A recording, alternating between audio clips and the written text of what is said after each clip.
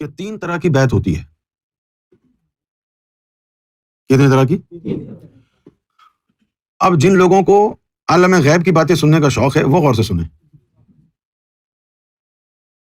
سرکار نے فرمایا 3 طرح کی بیعت ہوتی ہے. ایک بیعت ہوتی ہے جسم سے. کیا ہوتی ہے؟ جسم سے. جسم کی بیعت ہو گئی تو اب جسم پر تمہارا نہیں، مرشد کا حق ہے.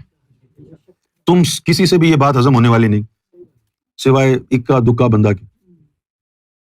یہ تو ایسی بات ہے کہ جس کے اوپر بڑے بڑے سرکار سے عشق کرنے والے پورے نہیں اتر سکتے اس دور میں. میں ابھی چھوٹا سا امتحان لوں تو وہ لوگ جنہوں نے دیدار الہی کیا ہے گمراہ ہو جائیں یوں.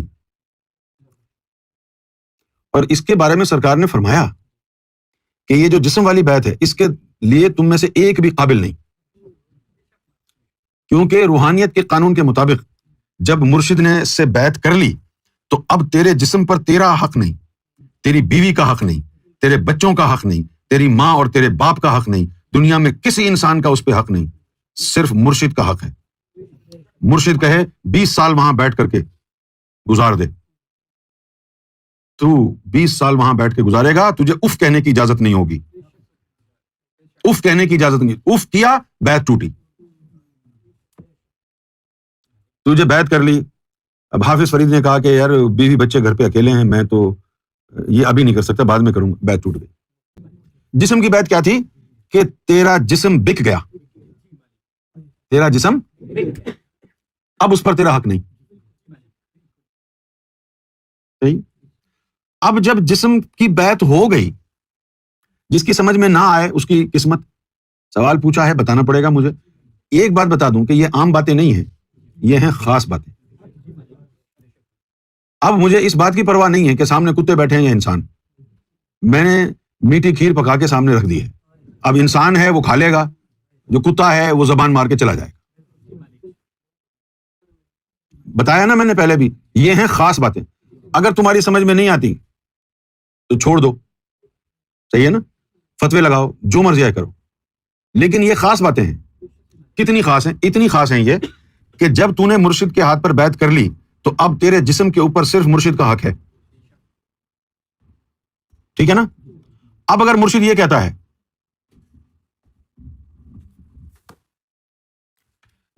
سنو، توجہ سے سنو ندیم. اب اگر مرشد یہ کہتا ہے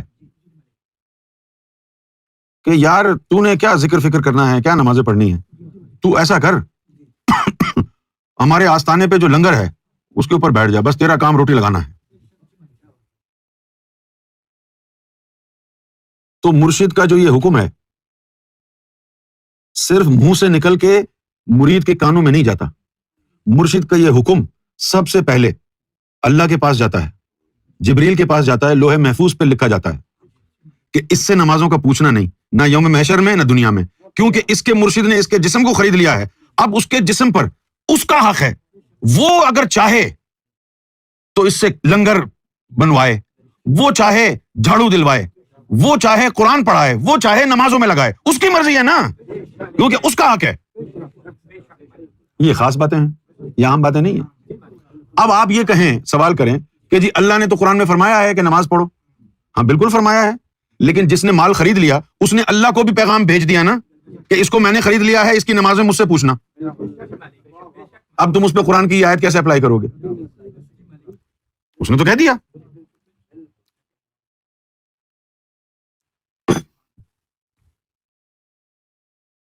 اور مرشد اگر کہے جاؤ جاب کرو جا کے اور بس پیسہ لا کے لنگر خانے پہ لگاؤ،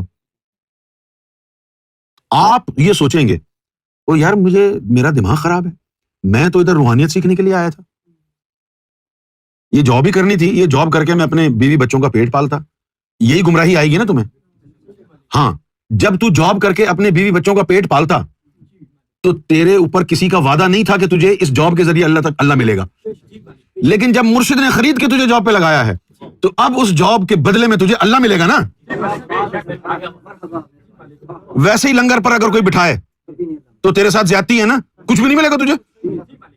اور اگر کوئی کامل مرشد کہے او تو سب کچھ چھوڑ دے، بس تو روٹیاں لگا، پھر ان روٹیوں لگانے کے بدلے میں مرشد کی نظر تجھے اللہ تک پہنچائے گی۔ کوئی تو ہو جو ان رازوں کو کھولے، کوئی تو ہو جو کھڑا ہو کر کے بات کرے کہ ہاں اس کے جسم پر مرشد کا حق ہے، اب اس کے جو ہے 5 ارکان اسلام اس سے نہیں، اس کے مرشد سے پوچھو کہ اس نے کیا کیا کیا نہیں کیا ہے۔ کیونکہ مرشد نے اگر بیعت قبول کر لی تیری تو بس اب تیری چھٹی ہے، اب تجھے کچھ نہیں، نہ قبر میں سوال نہ ادھر سوال۔ یہ ہے ظاہری بیعت۔